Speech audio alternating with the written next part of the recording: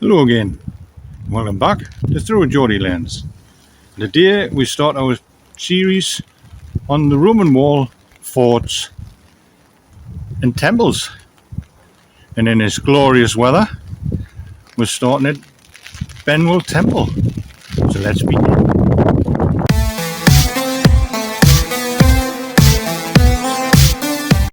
As you can see, this is the remains of a temple Anticytus. It's a small building stood in a civilian settlement a few meters away from Hadrian's wall. It was a temple dedicated to the worship of the long-forgotten god Anticytus. Almost nothing is known about this god. I think it was a local divinity because it's not mentioned anywhere else in the Roman places the Romans took over. The temple itself, like I say, is just a short way outside of what used to be the Benwell Fort or Cundicum. The fort itself is no longer visible. There was some excavations, but there's nothing remains of it. It was just a little bit away from here. But this is a temple that was outside the fort in the civilian buildings.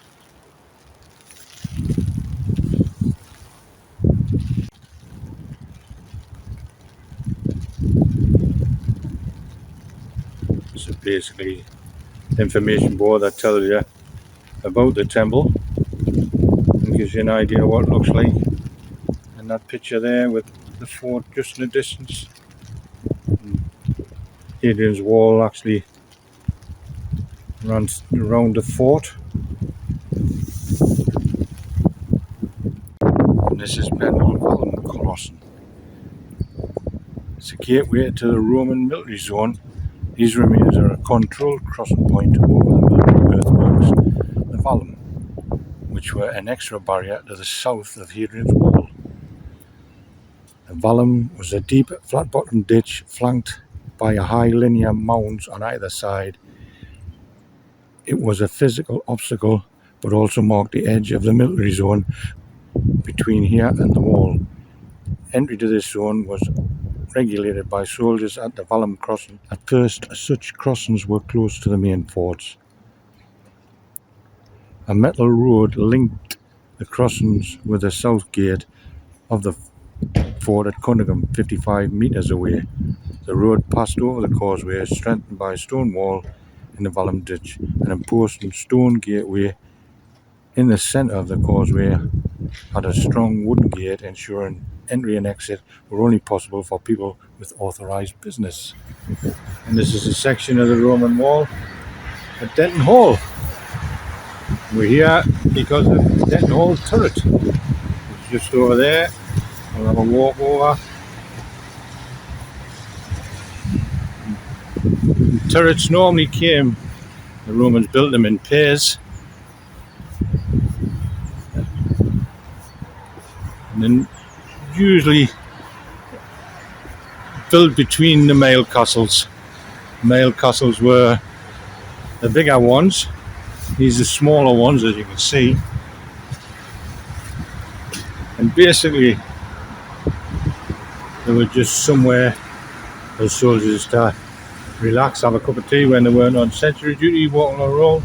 And where you stand at the moment on the ground floor.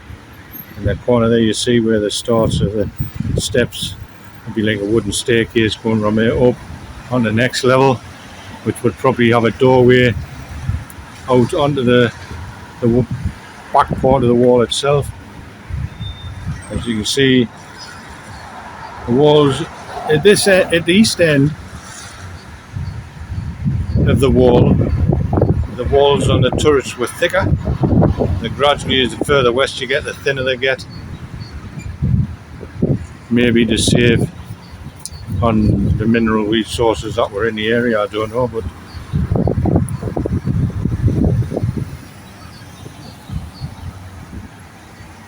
They were basically watchtowers built into the wall every 2 miles. Also had a gateway to allow access through the wall. There's Century Point. Like you say, there would have been a wooden staircase up onto the first floor to allow access on the wall. And probably a bigger place for the soldiers to stand on the wall.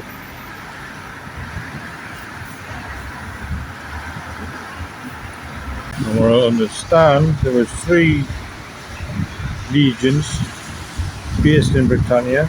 Some 15,000 soldiers altogether built Hadrian's Wall.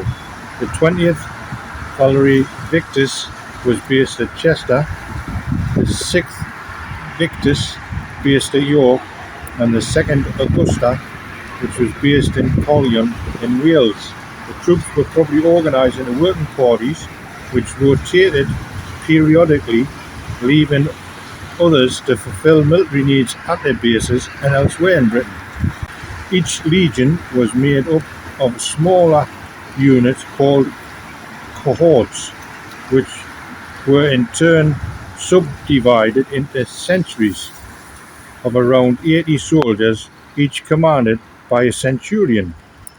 From finds of inscribed stones along the wall, we know that centuries worked as individual teams and built specific sections of the wall.